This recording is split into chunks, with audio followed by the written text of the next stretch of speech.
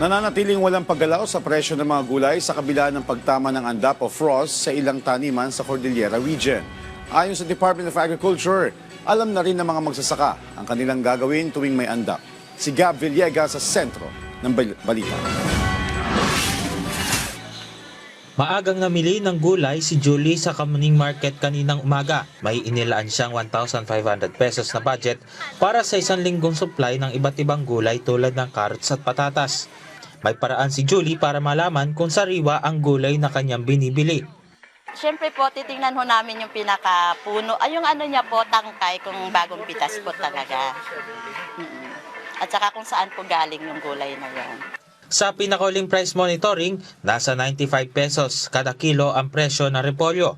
Ang presyo naman ng carrots ay 55 pesos ang kada kilo, habang ang presyo naman ng patatas ay 120 pesos kada kilo. 90 pesos naman kada kilo ang presyo ng sayote. Sa panayam ng Ulat Bayan Weekend kay Agriculture Assistant Secretary Arnel de Mesa, bagamat may mga sakahan na naapektuhan ng frost blanket ay kaunting bahagi lamang ito ng kabuuang taniman ng gulay sa Cordillera. Kalimitan na dinidiligan lamang ng mga magsasaka ang mga pananim sakaling mabalot ng andap. Wala itong epekto sa pangkalahatang supply ng ating mga highland vegetables. In fact, nakikita natin ngayon na may mga highland vegetables nga na bumababa pa yung presyo dahil marami tayong supply ngayon kagaya ng patatas, ng broccoli at saka ng itong ating repolyo.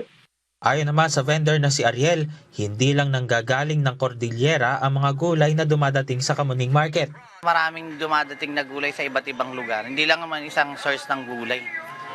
Kasi ang Nueva Ecija, meron din silang cauliflower. May nagpuproduce din sila ng broccoli. Hindi nga lang katulad ng sa Baguio, magkakaibang quality. Pati carrots, meron din sila doon.